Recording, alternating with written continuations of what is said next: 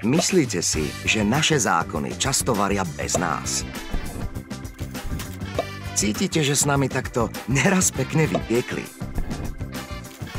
Máme pre vás recept, ako môžete zákon sami ovplyvniť. Na zmenu pripravovaného zákona budeme potrebovať jedného iniciátora hromadnej pripomienky, 500 alebo viac podporovateľov podľa chuti a štipku trpezlivosti. Postup. Po tom, čo na ministerstve navrhnú zákon, nechajú ho na portáli právnych predpisov 15 dní odstáť.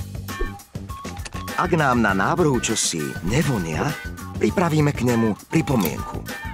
Pridaním aspoň 500 podporovateľov nám vznikne hustá hmota, takzvaná hromadná pripomienka, ktorú dáme na ministerstvo a necháme chvíľu povariť. Za stáleho miešania sa do celej veci sledujeme, čo sa deje v takzvanom rozporovom konaní, keď sa na ministerstve o celej veci rokuje a celé to začína poriadne vrieť.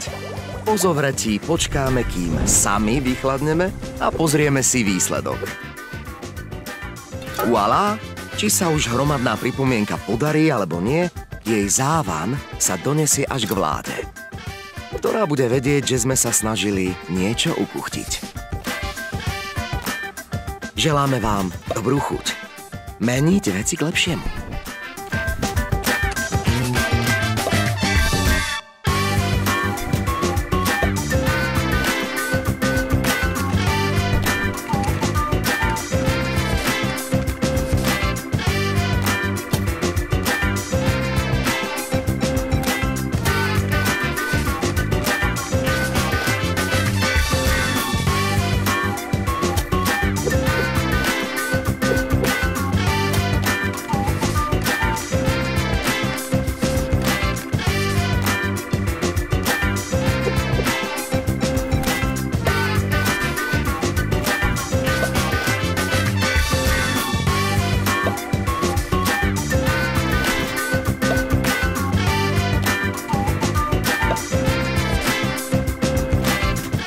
Podporte aktuálnu hromadnú pripomienku k návrhu zákona o tvorbe právnych predpisov. Stačí klik.